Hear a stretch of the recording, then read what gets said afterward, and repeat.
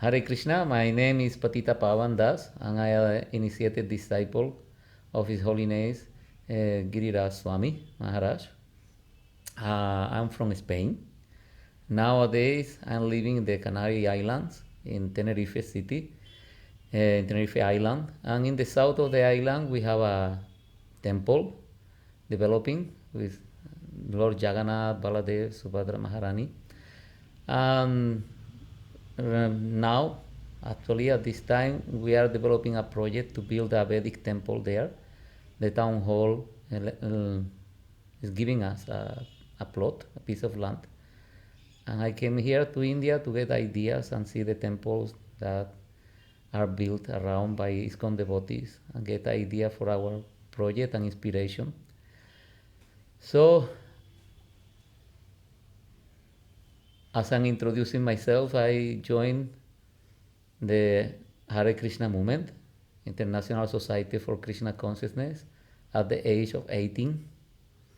Since I was very young, I was looking for happiness and trying different ways of getting happiness.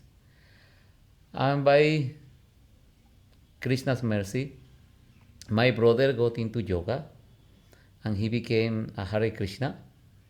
And once he came to the house, he brought some books, the book of Krishna, describing the life of Krishna, and the Bhagavad Gita, and some disc.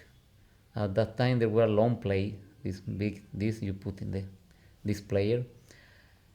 And I was so attracted by the Hare Krishna mantra, the bhajans they were singing. I keep putting it and showing to my friends, and that way I got attracted to Krishna, and I was feeling something good inside. I had some connection, although I didn't know much. I didn't know about Krishna consciousness. And then I was invited by my brother to visit the temple and attend a festival. And I was surprised because that festival was very different festival as I ever saw. In that festival, people were not drinking, people they were not smoking, the men were on one side, the ladies in the other side, full vegetarian meal, but nothing of meat, anything. And amazingly, everyone was so happy. And me, myself, I was feeling also so happy. So happy, not only happy, but I was feeling free. That in that atmosphere of the temple, I didn't need to do anything else. Like I didn't need to smoke, I didn't need to drink, I didn't need to chase after women, or all the different things that we think will give us happiness. Because I was feeling happy and satisfied. So that was a very good experience. And just by being with the devotees and be part of the programs, participate in the kirtans, dance with the devotees, take prasadam, I was feeling really satisfied. So very soon, few days after, I asked them I would like to join the ashram. And I cut the hair, I have beard at that time also, and I surrendered to Krishna. And since then, I am, by Prabhupada's mercy, my Guru Maharaj's mercy, and Krishna's mercy, and the devotees' mercy, I am still going on. And I can tell you that spiritual life is an amazing trip, an amazing travel. Here in India, we speak about parikramas, going to sacred places. But actually, the sacredest place we have is inside our heart. God is there, and we are there. Actually, this body is a machine. It's explained in the Bhagavad Gita. Yantra Rudrani, Mayaya. It's a machine made of matter, and we are the drivers. So, by using our intelligence and by getting help from spiritual seekers and spiritual practitioners, devotees, bhaktas, we can start this trip understanding who we are first, and then understanding who is God and what is our relation with them. Everyone have a relation with God, but that relation is dormant, and we are forgotten about it, and that's why we are suffering so much. Nowadays we have so many material developments. We have everything. Even in India, I can see people have everything. The last mobile, smartphones, computers, the cars are so amazing cars nowadays. The first time I came to India, like 30 years ago, the cars were like just a box of metal, practically speaking, noisy, no AC. It was, and nowadays we can see so much development everywhere, but people are not happy. I remember 30 years ago, people were even more happy than now, and they had less. And they practically didn't have even TV. I remember in Brindavan, I will see people taking a TV outside the house, and many will come together to see because it was the only TV in the, in the area. But people were happy. They had time for themselves, and they had time to inquire about the transcendental topics. And nowadays, with so many things, we are so much, uh, our consciousness is so much diverted, and we don't, we have lost our ability or our time. Our time is lost with all these things. People are just chatting all day, looking at the computer, traveling, moving from here to there, but actually they are missing the most important travel. The most important thing is that internal parikrama, going inside our heart, understanding ourselves and understanding God. And that's why we are not happy. And doesn't matter what we do. We cannot be happy because we are spiritual. We are a spirit soul. We are not this body. And doesn't matter how much happiness or pleasure we give to the body, we won't be able to even taste it, even touch it. Because matter and spirit are two different things. They cannot combine. It's like oil and water. They can be together, but they will never mix. They will always be separated. So the same thing, by us trying to enjoy matter, we won't get happiness. It's just like our Guru Maharaj and Prabhupada gave us always the example of the fish out of the water. You take the fish out of the water, and doesn't matter what you give to the fish. You can give him a nice room with AC, with a nice TV, you can give him nice food, everything, massage, whatever you can imagine that will make the fish happy. But the fish will never be happy because it's missing the essence of its life, the water.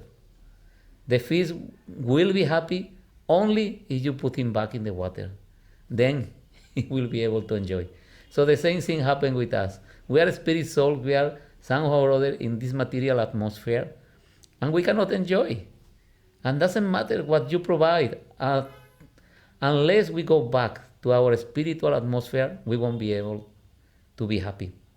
And this Krishna consciousness movement is providing this.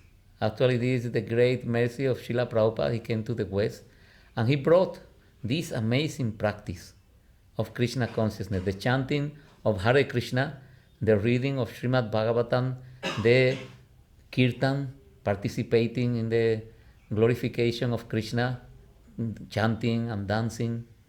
And this creates an immediate connection with the spiritual atmosphere. And as soon as we are connected, we start experiencing peace and happiness. So I recommend everyone, please give yourself a try. You are trying so many things to be happy. So why don't you try this? Try chanting Hare Krishna. Try reading Srimad Bhagavatam. Come to the temple. Participate in the kirtan. Take prasadam. And see what do you experience. What is the effect?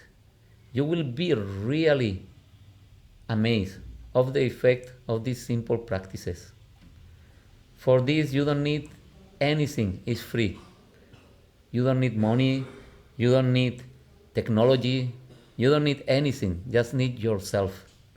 So, Prabhupada was always telling us, please chant Hare Krishna and be happy. And it's true, you just need to chant Hare Krishna and you will be happy. Like now, after more than 30 years chanting Hare Krishna, every day I find new happiness. My trip is still going on because their spiritual reality is unlimited. You will never reach a time that you will say, oh, I had enough. And the association of beautiful devotees that are also practicing in this line, like here in Mumbai, we have these amazing temples, like in Juhu Beach or Chopati, so many devotees there. And to be with them, chant Hare Krishna with them, really is a real experience, a happy experience. So, don't doubt it. People don't doubt to drink or to smoke. Why? Because there is the propaganda. If you drink, if you smoke, you will be happy.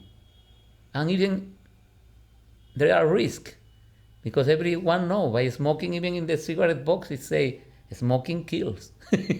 But they don't matter. They don't mind. I will risk my life to get some happiness.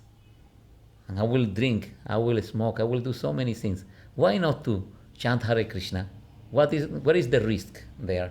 There is no risk. You don't lose anything. The only thing you can lose are your problems. And I am sure you are not too attached to the problems. So the problems will go away. And you don't need to change anything in your life. You can continue with your family if you have, or if you are alone, or you can continue with your work and just add some spiritual practices in your life. And this will create a big change. This is guaranteed.